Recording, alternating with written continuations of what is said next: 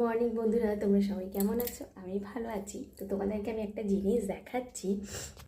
সেটা হচ্ছে এই গাছটা আমি শীতের আগে অনেক আগেই কিনেছিলাম। তো এই গাছটার নাম হচ্ছে টেবিল কামিনী। গাছটা ভীষণ সুন্দর ছিল, মানে একদম ছোট্ট ছোট্ট পুরো ডিপ গ্রিন রঙের পাতা হয়।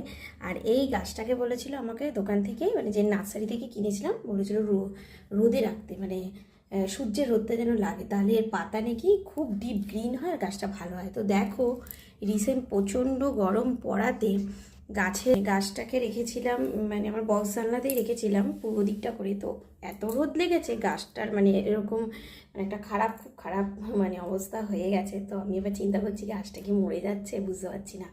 তোমরা কেউ যদি গাছটা সম্পর্কে জেনে থাকো যে গাছটা কি হচ্ছে, মানে সূর্যের অতিরিক্ত রোদ লাগাতে কি গাছটা মারা যাচ্ছে, নাকি পাতা ঝরে যাচ্ছে, এরকমও তো গাছের পাতা ঝরে, যার জন্য গাছটা এরকম হচ্ছে। তো তোমরা যদি কেউ জেনে থাকো আমাকে একটু কমেন্ট করে জানিও।